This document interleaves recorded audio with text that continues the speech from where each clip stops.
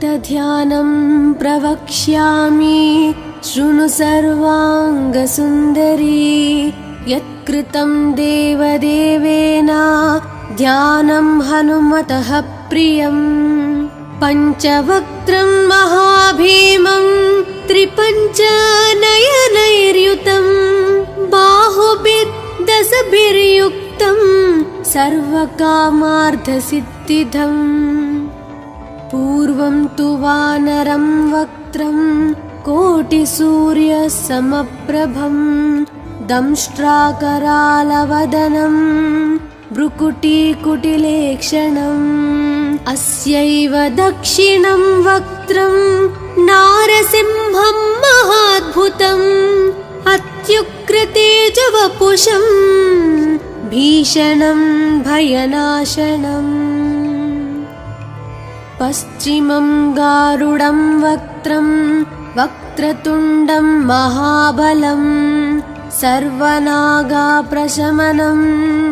विषभूतादिकृन्तनम् उत्तरं सौकरं वक्त्रं कृष्णं दीप्तं नभोपमं पातालसिंहवेताल ज्वररोगादिकृन्तनम् ऊर्ध्वं हयाननं घोरं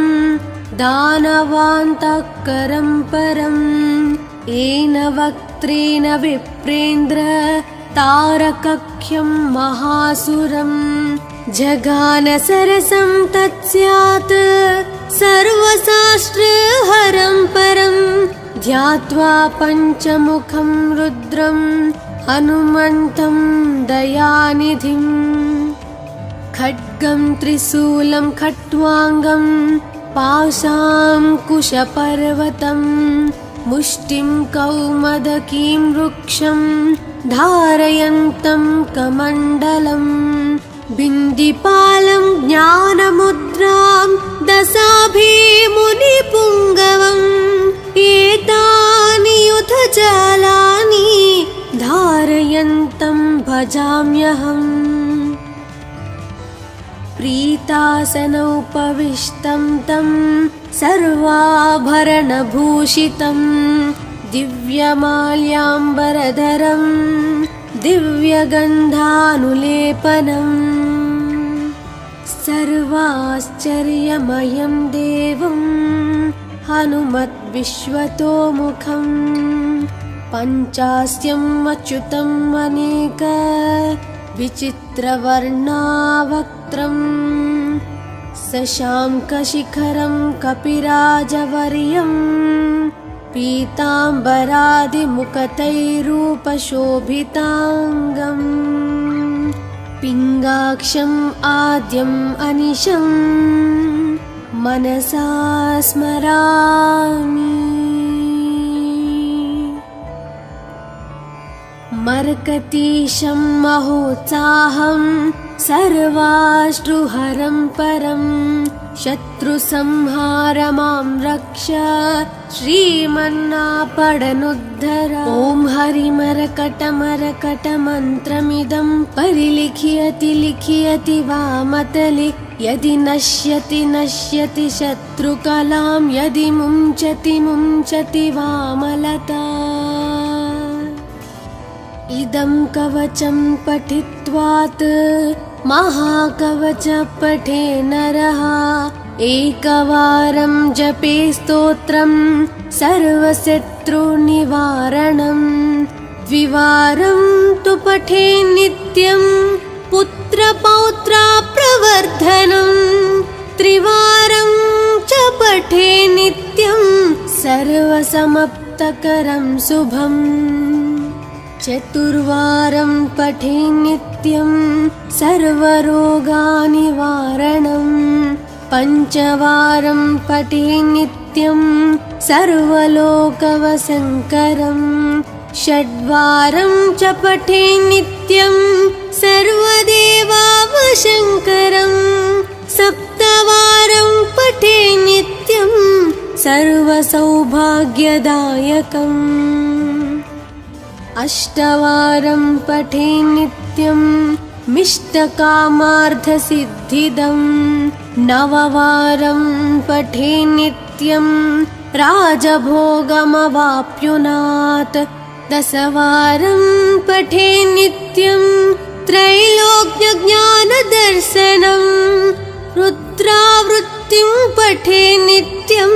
सर्वसिद्धिर्भवेर्ध्रुवम् कवचस्मतरणेनैव महाबलमवाप्नुयात् सुदर्शनसंहितायां श्रीरामचन्द्रसीताप्रोक्तं श्रीपञ्चमुखहनुमत्कवचं सम्पूर्णम् अथ ध्यानं प्रवक्ष्यामि शृणु सर्वाङ्गसुन्दरी यत्कृतं देवदेवेन ध्यानं हनुमतः प्रियं पञ्चवक्त्रं महाभीमं त्रिपञ्चनयनैर्युतं बाहुभिर्दशभिर्युक्तं सर्वकामार्थसिद्धिदम् पूर्वं तु वानरं वक्त्रं कोटिसूर्यसमप्रभं दंष्ट्राकरालवदनं भ्रुकुटीकुटिलेक्षणम् अस्यैव दक्षिणं वक्त्रं नारसिंहं महाद्भुतम् अत्युग्रतेजवपुषं भीषणं भयनाशनम् पश्चिमं गारुडं वक्त्रं वक्रतुण्डं महाबलं सर्वनागाप्रशमनं विषभूतादिकृन्तनम् उत्तरं सौकरं वक्त्रं कृष्णं दीप्तं नभोपमं पातालसिंहवेताल ज्वररोगादिकृन्तनम् ऊर्ध्वं हयाननं घोरं दानवान्तकरं परं येन वक्त्रेण विप्रेन्द्र तारकख्यं महासुरं जगानसरसं तत्स्यात् सर्वशास्त्रहरं परं ध्यात्वा पञ्चमुखं रुद्रं हनुमन्तं दयानिधिम् खड्गं त्रिशूलं खट्वाङ्गं पाशाङ्कुशपर्वतं मुष्टिं कौमदकीं वृक्षं धारयन्तं कमण्डलं बिन्दिपालं ज्ञानमुद्रां दशाभिमुनिपुङ्गवम् एतानि युधजालानि धारयन्तं भजाम्यहम् प्रीतासनोपविष्टं तं सर्वाभरणभूषितं दिव्यमाल्याम्बरधरं दिव्यगन्धानुलेपनं सर्वाश्चर्यमयं देवं हनुमद्विश्वतोमुखं पञ्चास्यम् अच्युतम् अनेक विचित्रवर्णावक्त्रं शशाङ्कशिखरं कपिराजवर्यं पीताम्बरादिमुखतैरूपशोभिताङ्गम् पिङ्गाक्षम् आद्यम् अनिशं मनसा स्मरामि मर्कतीशं महोत्साहं सर्वाश्रुहरं परं शत्रुसंहारमां रक्ष श्रीमन्नापडनुद्धर ॐ हरिमरकटमरकटमन्त्रमिदं परिलिख्यति लिख्यति वामतले यदि नश्यति नश्यति शत्रुकलां यदि मुञ्चति मुञ्चति वामलता इदं कवचं पठित्वात् महाकवच पठे नरः एकवारं जपे स्तोत्रं सर्वशत्रुनिवारणं द्विवारं तु पठे नित्यं पुत्रपौत्राप्रवर्धनम् त्रिवारं च पठे नित्यं सर्वसमाप्तकरं शुभम् चतुर्वारं पठे नित्यं सर्वरोगनिवारणम् पञ्चवारं पठे नित्यं सर्वलोकवशङ्करम् षड्वारं च पठे नित्यं सर्वदेवावशङ्करम् सप्तवारं पठे नित्यं सर्वसौभाग्यदायकम्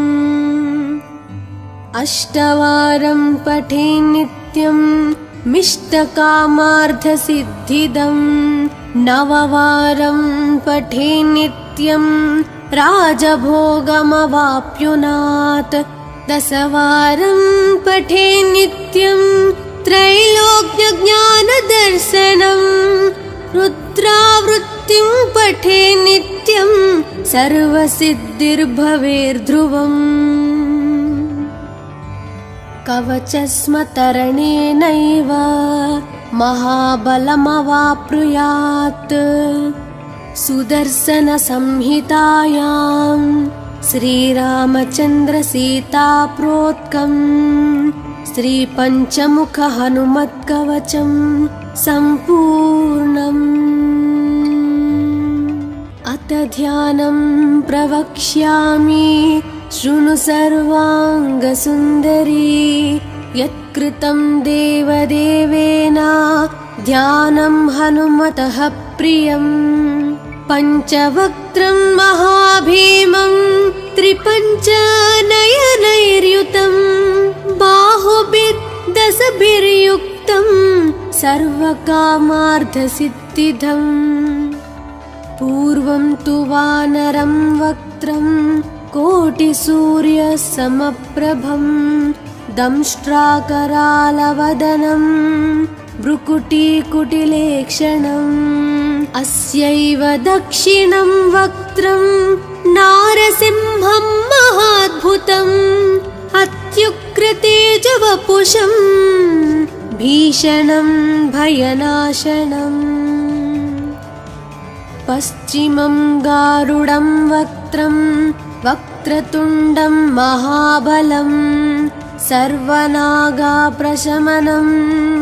विषभूतादिकृन्तनम् उत्तरं सौकरं वक्त्रं कृष्णं दीप्तं नभोपमं पातालसिंहवेताल ज्वररोगादिकृन्तनम् ऊर्ध्वं हयाननं घोरं दानवान्तकरं परं येन वक्त्रेण विप्रेन्द्र तारकख्यं महासुरं जगानसरसं तत्स्यात् सर्वशास्त्रहरं परं ध्यात्वा पञ्चमुखं रुद्रं हनुमन्तं दयानिधिम् खड्गं त्रिशूलं खट्वाङ्गं पाशाङ्कुशपर्वतं मुष्टिं कौमदकीं वृक्षं धारयन्तं कमण्डलम् बिन्दिपालं ज्ञानमुद्रां दशाभिमुनिपुङ्गवम् एतानि युधजालानि धारयन्तं भजाम्यहम् प्रीतासनोपविष्टं तं सर्वाभरणभूषितं दिव्यमाल्याम्बरधरं दिव्यगन्धानुलेपनम् सर्वाश्चर्यमयं देवं हनुमद्विश्वतोमुखं पञ्चास्यम् अच्युतम् अनेक विचित्रवर्णावक्त्रं शशाङ्कशिखरं कपिराजवर्यं पीताम्बरादिमुकुटैरूपशोभिताङ्गम् पिङ्गाक्षम् आद्यम् अनिशं मनसा स्मरामि। मरकतीशं महोत्साहं सर्वाश्रुहरं परं शत्रुसंहार मां रक्ष श्रीमन्नापडनुद्धर। ॐ हरिमरकटमरकटमन्त्रमिदं परिलिख्यति लिख्यति वामतले यदि नश्यति नश्यति शत्रुकलां यदि मुञ्चति मुञ्चति वामलता। इदं कवचं पठित्वात् महाकवच पठे नरः एकवारं जपे स्तोत्रं सर्वशत्रुनिवारणं द्विवारं तु पठे नित्यं पुत्रपौत्रप्रवर्धनं त्रिवारं च पठे नित्यं सर्वसमाप्तकरं शुभम् चतुर्वारं पठे नित्यं सर्वरोगनिवारणं पञ्चवारं पठे नित्यं सर्वलोकवशङ्करं षड्वारं च पठे नित्यं सर्वदेवावशङ्करं सप्तवारं पठे नित्यं सर्वसौभाग्यदायकम् अष्टवारं पठे नित्यं मिष्टकामार्थसिद्धिदं नववारं पठे नित्यं राजभोगमवाप्नुयात् दशवारं पठे नित्यं त्रैलोक्यज्ञानदर्शनं रुद्रावृत्तिं पठे नित्यं सर्वसिद्धिर्भवेर्ध्रुवम् कवचस्मतरणेनैव महाबलमवाप्नुयात् सुदर्शनसंहितायां श्रीरामचन्द्रसीताप्रोक्तं श्रीपञ्चमुखहनुमत्कवचं सम्पूर्णम्।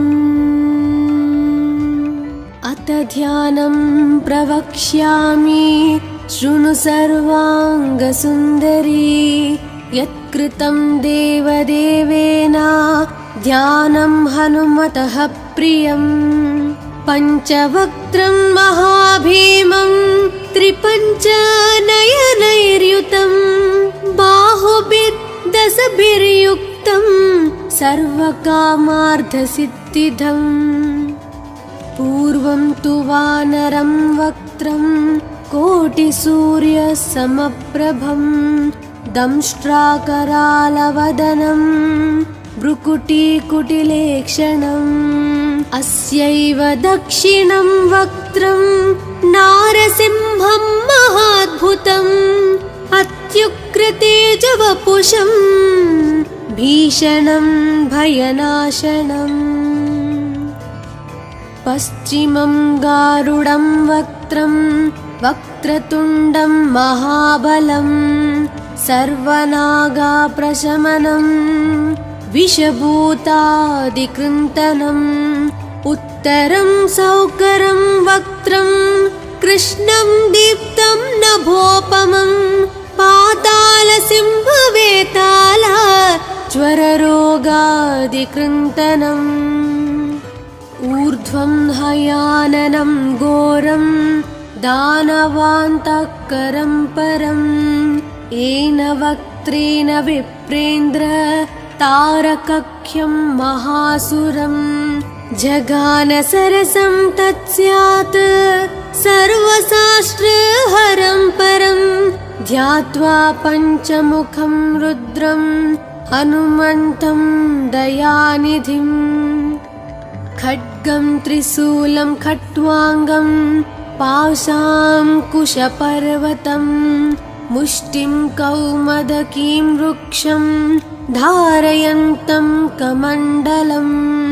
बिन्दिपालं ज्ञानमुद्रां दशाभिमुनिपुङ्गवम्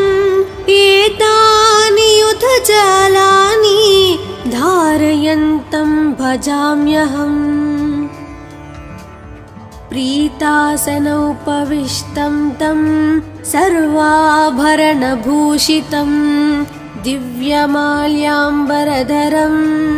दिव्यगन्धानुलेपनम् सर्वाश्चर्यमयं देवं हनुमद्विश्वतोमुखम् पञ्चास्यम् अच्युतम् अनेक विचित्रवर्णावक्त्रम् शशाङ्कशिखरं कपिराजवर्यं पीताम्बरादिमुखतैरूपशोभिताङ्गम् पिङ्गाक्षम् आद्यम् अनिशम् मनसा स्मरामि। मर्कतीशं महोत्साहं सर्वाश्रुहरं परं शत्रुसंहार मां रक्ष श्रीमन्नापडनुद्धर। ॐ हरिमरकटमरकटमन्त्रमिदं परिलिख्यति लिख्यति वामतले यदि नश्यति नश्यति शत्रुकलां यदि मुञ्चति मुञ्चति वामलता। इदं कवचं पठित्वात् महाकवच पठे नरः एकवारं जपे स्तोत्रं सर्वशत्रुनिवारणम् द्विवारं तु पठे नित्यं पुत्रपौत्राप्रवर्धनम् त्रिवारं च पठे नित्यं सर्वसमाप्तकरं शुभम् चतुर्वारं पठे नित्यं सर्वरोगनिवारणम् पञ्चवारं पठे नित्यं सर्वलोकवशङ्करम् षड्वारं च पठे नित्यं सर्वदेवावशङ्करम् सप्तवारं पठे नित्यं सर्वसौभाग्यदायकम् अष्टवारं पठे नित्यं मिष्टकामार्थसिद्धिदम् नववारं पठे नित्यं राजभोगमवाप्नुयात् दशवारं पठे नित्यं त्रैलोक्यज्ञानदर्शनम् रुद्रावृत्तिं पठे नित्यं सर्वसिद्धिर्भवेर्ध्रुवम् कवचस्मतरणेनैव महाबलमवाप्नुयात् सुदर्शनसंहितायां श्रीरामचन्द्रसीताप्रोक्तम् श्रीपञ्चमुखहनुमत्कवचं सम्पूर्णम्। अथ ध्यानं प्रवक्ष्यामि शृणु सर्वाङ्गसुन्दरी यत्कृतं देवदेवेन ध्यानं हनुमतः प्रियम् पञ्चवक्त्रं महाभीमं त्रिपञ्चनयनैर्युतं बाहुभिर्दशभिर्युक्तं सर्वकामार्थसिद्धिदम् पूर्वं तु वानरं वक्त्रं कोटिसूर्यसमप्रभं दंष्ट्राकरालवदनं भ्रुकुटीकुटिलेक्षणम् अस्यैव दक्षिणं वक्त्रं नारसिंहं महाद्भुतम् अत्युग्रतेजवपुषं भीषणं भयनाशनम् पश्चिमं गारुडं वक्त्रं वक्रतुण्डं महाबलं सर्वनागाप्रशमनं विषभूतादिकृन्तनम् उत्तरं सौकरं वक्त्रं कृष्णं दीप्तं नभोपमं पातालसिंहवेताल ज्वररोगादिकृन्तनम् ऊर्ध्वं हयाननं घोरं दानवान्तकरं परम् येन वक्त्रेण विप्रेन्द्र तारकख्यं महासुरम् जगानसरसं तत्स्यात् सर्वशास्त्रहरं परम् ध्यात्वा पञ्चमुखं रुद्रं हनुमन्तं दयानिधिं खड्गं त्रिशूलं खट्वाङ्गं पाशाङ्कुशपर्वतं मुष्टिं कौमदकीं वृक्षं धारयन्तं कमण्डलं बिन्दिपालं ज्ञानमुद्रां दशाभिमुनिपुङ्गवम् एतानि युधजालानि धारयन्तं भजाम्यहम् प्रीतासनोपविष्टं तं सर्वाभरणभूषितं दिव्यमाल्याम्बरधरं दिव्यगन्धानुलेपनम् सर्वाश्चर्यमयं देवं हनुमद्विश्वतोमुखं पञ्चास्यम् अच्युतम् अनेक विचित्रवर्णावक्त्रं शशाङ्कशिखरं कपिराजवर्यं पीताम्बरादिमुकुटैरूपशोभिताङ्गम् पिङ्गाक्षम् आद्यम् अनिशं मनसा स्मरामि मर्कटीशं महोत्साहं सर्वाश्रुहरं परं शत्रुसंहारमां रक्ष श्रीमन्नापडनुद्धर ॐ हरिमरकटमरकटमन्त्रमिदं परिलिख्यति लिख्यति वामतले यदि नश्यति नश्यति शत्रुकलां यदि मुञ्चति मुञ्चति वामलता इदं कवचं पठित्वात् महाकवच पठे नरः एकवारं जपे स्तोत्रं सर्वशत्रुनिवारणं द्विवारं तु पठे नित्यं पुत्रपौत्राप्रवर्धनं त्रिवारं च पठे नित्यं सर्वसमाप्तकरं शुभम् चतुर्वारं पठे नित्यं सर्वरोगनिवारणं पञ्चवारं पठे नित्यं सर्वलोकवशङ्करं षड्वारं च पठे नित्यं सर्वदेवावशङ्करं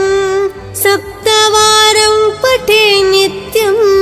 सर्वसौभाग्यदायकम् अष्टवारं पठे नित्यं मिष्टकामार्थसिद्धिदं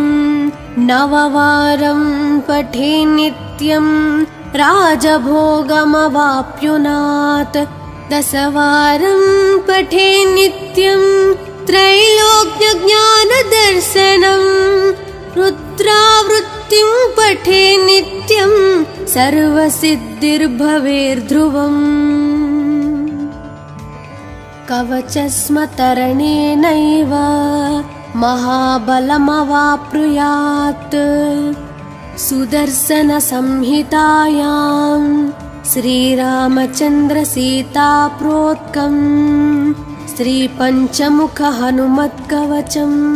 सम्पूर्णम् अथ ध्यानं प्रवक्ष्यामि शृणु सर्वाङ्गसुन्दरी यत्कृतं देवदेवेन ध्यानं हनुमतः प्रियं पञ्चवक्त्रं महाभीमं त्रिपञ्चनयनैर्युतं बाहुभिर्दशभिर्युक्तं सर्वकामार्थसिद्धिदम्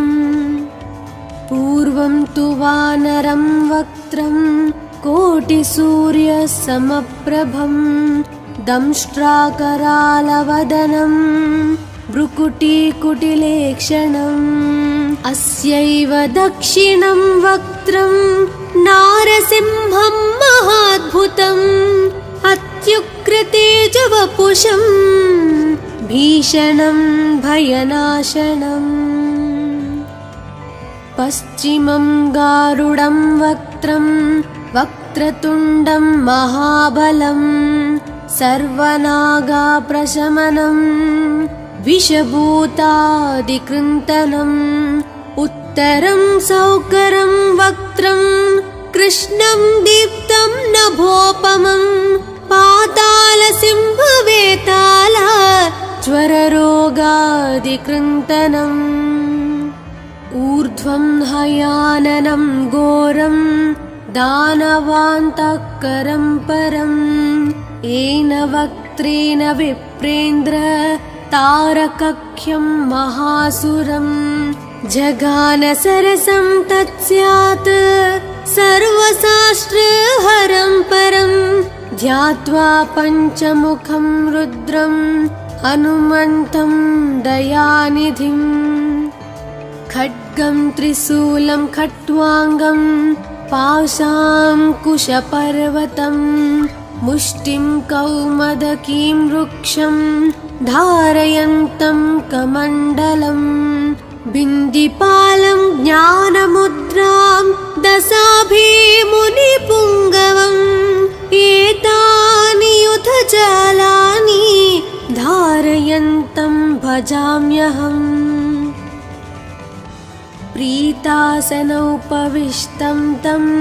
सर्वाभरणभूषितं दिव्यमाल्याम्बरधरं दिव्यगन्धानुलेपनम् सर्वाश्चर्यमयं देवं हनुमद्विश्वतोमुखं पञ्चास्यम् अच्युतम् अनेक विचित्रवर्णावक्त्रं शशाङ्कशिखरं कपिराजवर्यं पीताम्बरादिमुकुटैरूपशोभिताङ्गम् पिङ्गाक्षम् आद्यम् अनिशं मनसा स्मरामि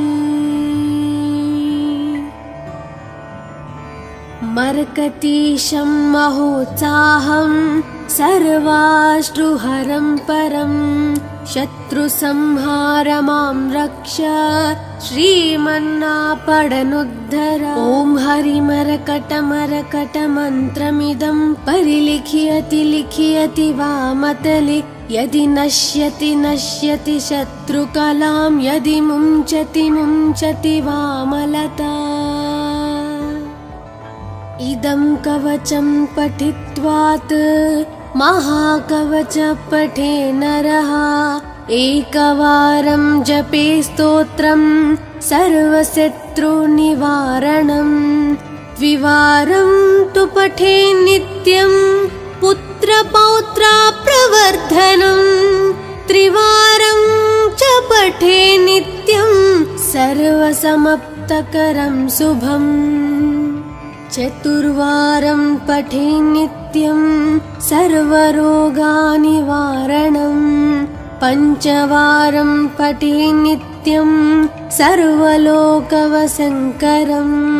षड्वारं च पठे नित्यं सर्वदेवावशङ्करं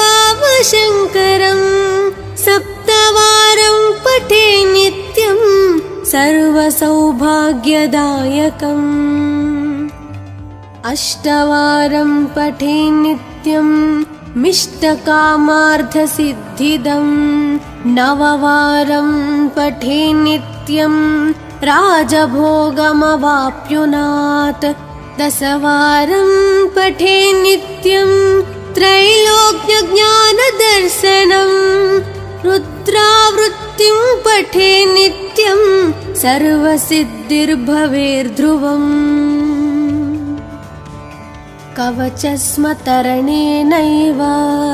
महाबलमवाप्नुयात् सुदर्शनसंहितायां श्रीरामचन्द्रसीताप्रोक्तं श्रीपञ्चमुखहनुमत्कवचं सम्पूर्णम् अथ ध्यानं प्रवक्ष्यामि शृणु सर्वाङ्गसुन्दरी यत्कृतं देवदेवेन ध्यानं हनुमतः प्रियं पञ्चवक्त्रं महाभीमं त्रिपञ्चनयनैर्युतं बाहुभिर्दशभिर्युक्तं सर्वकामार्थसिद्धिदम् पूर्वं तु वानरं वक्त्रं कोटिसूर्यसमप्रभं दंष्ट्राकरालवदनं भ्रुकुटीकुटिलेक्षणम् अस्यैव दक्षिणं वक्त्रं नारसिंहं महाद्भुतम् अत्युग्रतेजवपुषं भीषणं भयनाशनम् पश्चिमं गारुडं वक्त्रं वक्रतुण्डं महाबलं सर्वनागाप्रशमनं विषभूतादिकृन्तनम् उत्तरं सौकरं वक्त्रं कृष्णं दीप्तं नभोपमं पातालसिंहवेताल ज्वररोगादिकृन्तनम् ऊर्ध्वं हयाननं घोरं दानवान्तःकरं परं येन वक्त्रेण विप्रेन्द्र तारकख्यं महासुरं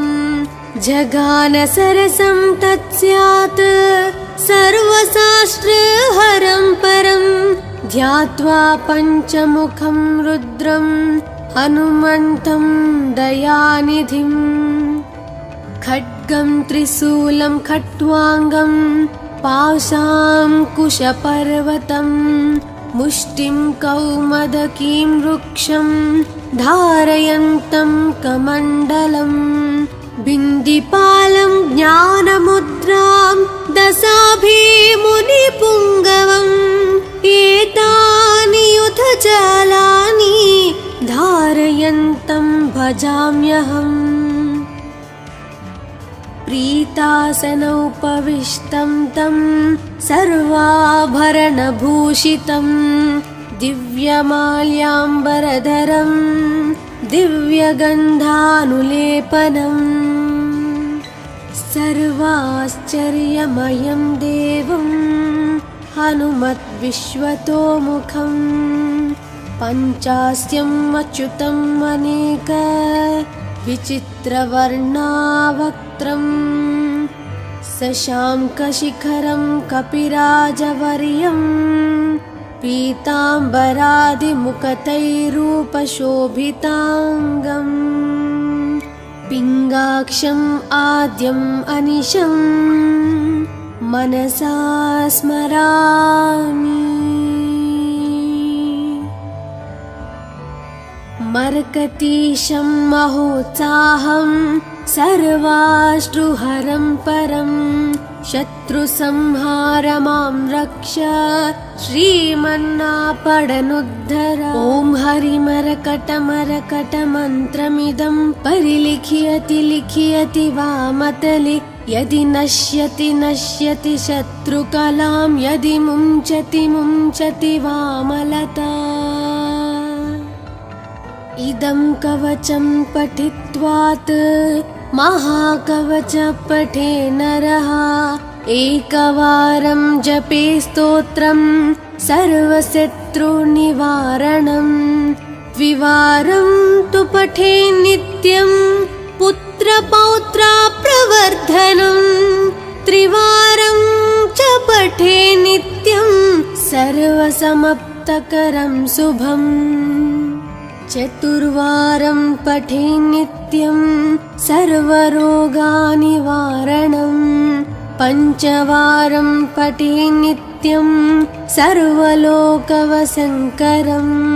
षड्वारं च पठे नित्यं सर्वदेवावशङ्करं सप्तवारं पठे नित्यं सर्वसौभाग्यदायकम् अष्टवारं पठे नित्यं मिष्टकामार्थसिद्धिदं नववारं पठे नित्यं राजभोगमवाप्नुयात् दशवारं पठे नित्यं त्रैलोक्यज्ञानदर्शनं रुद्रावृत्तिं पठे नित्यं सर्वसिद्धिर्भवेर्ध्रुवम् कवचस्मतरणेनैव महाबलमवाप्नुयात् सुदर्शनसंहितायां श्रीरामचन्द्रसीताप्रोक्तं श्रीपञ्चमुखहनुमत्कवचं सम्पूर्णम्। अथ ध्यानं प्रवक्ष्यामि शृणु सर्वाङ्गसुन्दरी यत्कृतं देवदेवेन ध्यानं हनुमतः प्रियम् पञ्चवक्त्रं महाभीमं त्रिपञ्चनयनैर्युतं बाहुभिर्दशभिर्युक्तं सर्वकामार्थसिद्धिदम् पूर्वं तु वानरं वक्त्रं कोटिसूर्यसमप्रभं दंष्ट्राकरालवदनं भ्रुकुटीकुटिलेक्षणम् अस्यैव दक्षिणं वक्त्रं नारसिंहं महाद्भुतम् अत्युग्रतेजवपुषं भीषणं भयनाशनम् पश्चिमं गारुडं वक्त्रं वक्रतुण्डं महाबलं सर्वनागाप्रशमनं विषभूतादिकृन्तनम् उत्तरं सौकरं वक्त्रं कृष्णं दीप्तं नभोपमं पातालसिंहवेताल ज्वररोगादिकृन्तनम् ऊर्ध्वं हयाननं घोरं दानवान्तकरं परं येन वक्त्रेण विप्रेन्द्र तारकख्यं महासुरं जगानसरसं तत्स्यात् सर्वशास्त्रहरं परं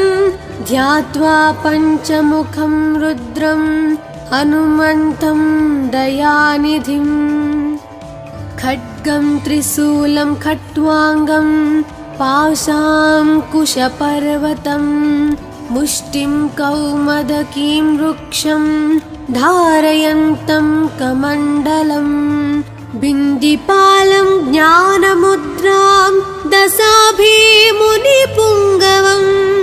एतानि युधजालानि धारयन्तं भजाम्यहम् प्रीतासनोपविष्टं तं सर्वाभरणभूषितं दिव्यमाल्याम्बरधरं दिव्यगन्धानुलेपनम् सर्वाश्चर्यमयं देवं हनुमद्विश्वतोमुखं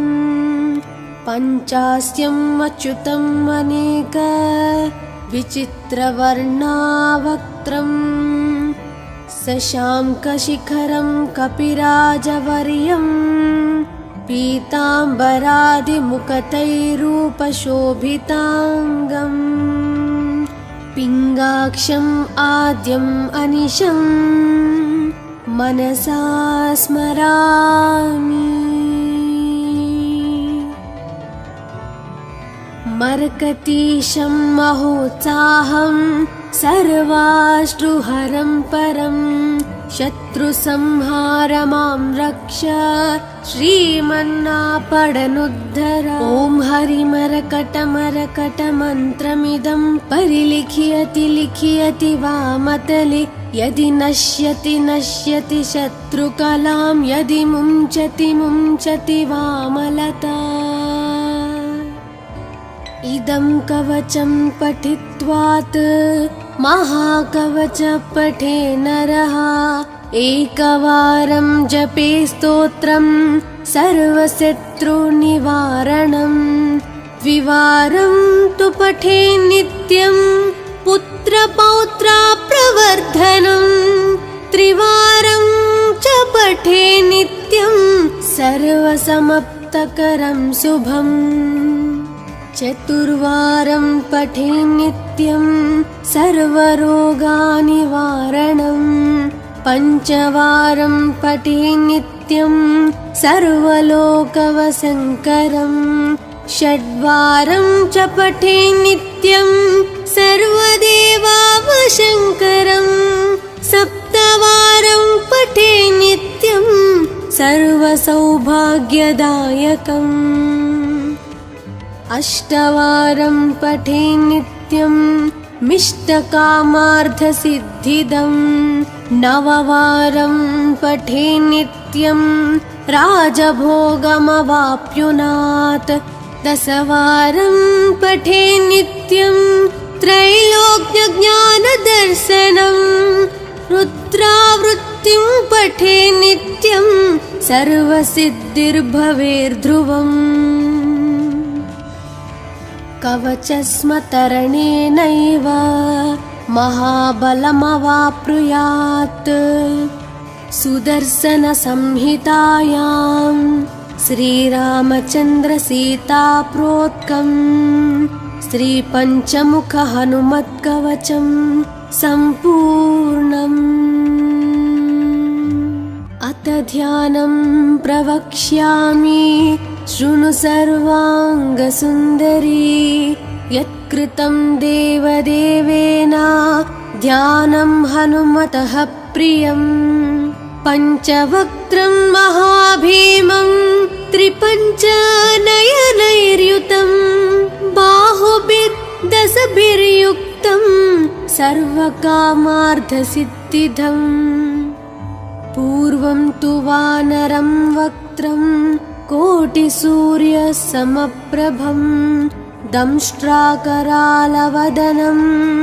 भ्रुकुटीकुटिलेक्षणम् अस्यैव दक्षिणं वक्त्रं नारसिंहं महाद्भुतम् अत्युग्रतेजवपुषं भीषणं भयनाशनम् पश्चिमं गारुडं वक्त्रं वक्रतुण्डं महाबलं सर्वनागाप्रशमनं विषभूतादिकृन्तनम् उत्तरं सौकरं वक्त्रं कृष्णं दीप्तं नभोपमं पातालसिंहवेताल ज्वररोगादिकृन्तनम् ऊर्ध्वं हयाननं घोरं दानवान्तकरं परं येन वक्त्रेण विप्रेन्द्र तारकख्यं महासुरं जगानसरसं तत्स्यात् सर्वशास्त्रहरं परं ध्यात्वा पञ्चमुखं रुद्रं हनुमन्तं दयानिधिम् खड्गं त्रिशूलं खट्वाङ्गं पाशाङ्कुशपर्वतं मुष्टिं कौमदकीं वृक्षं धारयन्तं कमण्डलम् बिन्दिपालं ज्ञानमुद्रां दशाभिमुनिपुङ्गवम् एतानि युधजालानि धारयन्तं भजाम्यहम् प्रीतासनोपविष्टं तं सर्वाभरणभूषितं दिव्यमाल्याम्बरधरं दिव्यगन्धानुलेपनम् सर्वाश्चर्यमयं देवं हनुमद्विश्वतोमुखं पञ्चास्यम् अच्युतम् अनेक विचित्रवर्णावक्त्रं शशाङ्कशिखरं कपिराजवर्यं पीताम्बरादिमुखतैरूपशोभिताङ्गम् पिङ्गाक्षम् आद्यम् अनिशं मनसा स्मरामि मरकतीशं महोत्साहं सर्वाश्रुहरं परं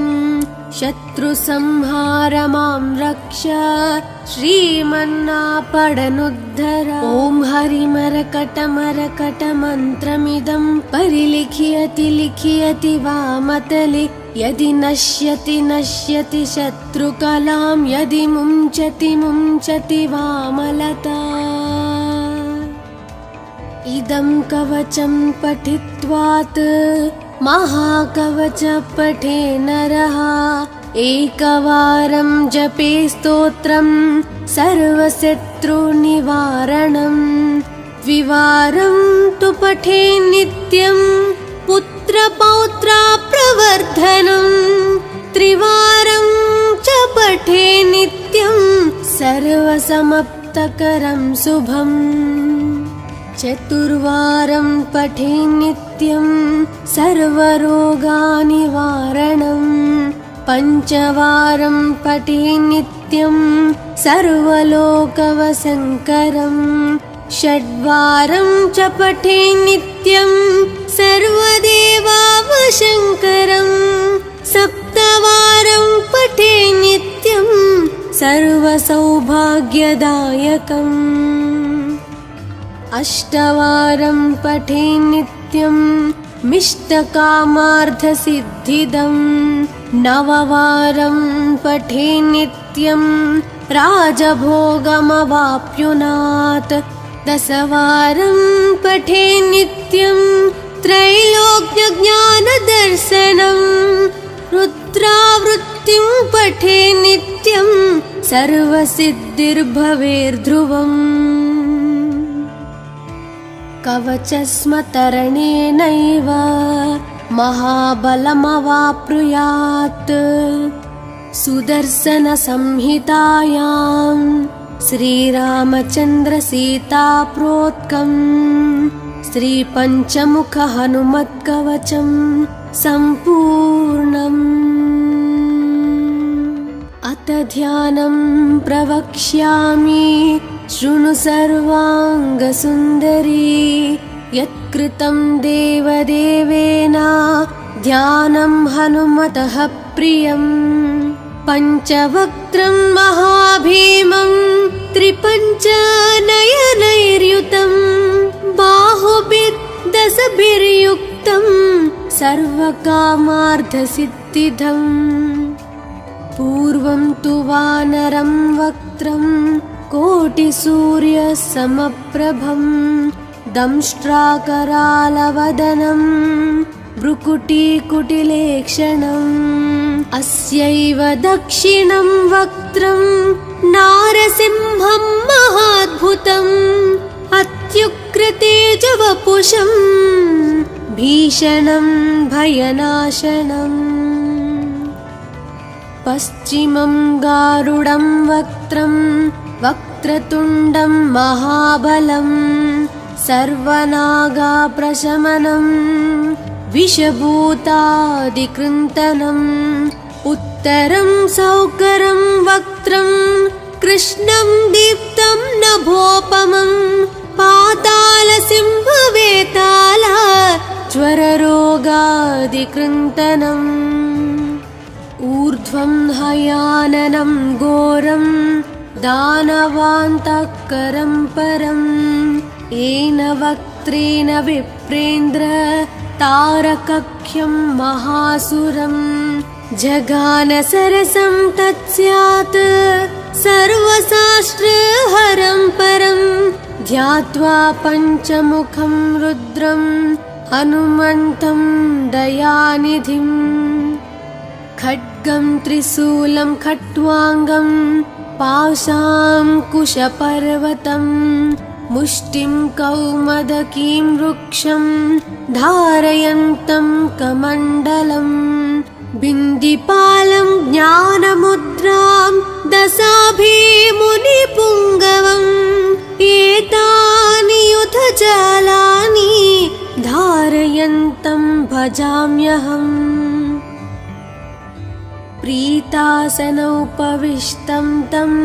सर्वाभरणभूषितं दिव्यमाल्याम्बरधरं दिव्यगन्धानुलेपनम् सर्वाश्चर्यमयं देवं हनुमद्विश्वतोमुखम् पञ्चास्यम् अच्युतम् अनेक विचित्रवर्णावक्त्रम् शशाङ्कशिखरं कपिराजवर्यं पीताम्बरादिमुकुटैरूपशोभिताङ्गम् पिङ्गाक्षम् आद्यम् अनिशं मनसा स्मरामि। मर्कतीशं महोत्साहं सर्वाश्रुहरं परं शत्रुसंहारमां रक्ष श्रीमन्नापडनुद्धर। ॐ हरिमरकटमरकटमन्त्रमिदं परिलिख्यति लिख्यति वामतले यदि नश्यति नश्यति शत्रुकलां यदि मुञ्चति मुञ्चति वामलता। इदं कवचं पठित्वात् महाकवच पठे नरः एकवारं जपे स्तोत्रं सर्वशत्रुनिवारणम् द्विवारं तु पठे नित्यं पुत्रपौत्रप्रवर्धनम् त्रिवारं च पठे नित्यं सर्वसमाप्तकरं शुभम् चतुर्वारं पठे नित्यं सर्वरोगनिवारणम् पञ्चवारं पठे नित्यं सर्वलोकवशङ्करम् षड्वारं च पठे नित्यं सर्वदेवावशङ्करम् सप्तवारं पठे नित्यं सर्वसौभाग्यदायकम् अष्टवारं पठे नित्यं मिष्टकामार्थसिद्धिदम् नववारं पठे नित्यं राजभोगमवाप्नुयात् दशवारं पठे नित्यं त्रैलोक्यज्ञानदर्शनं रुद्रावृत्तिं पठे नित्यं सर्वसिद्धिर्भवेर्ध्रुवम् कवचस्मतरणेनैव महाबलमवाप्नुयात् सुदर्शनसंहितायां श्रीरामचन्द्रसीताप्रोक्तं श्रीपञ्चमुखहनुमत्कवचं सम्पूर्णम्।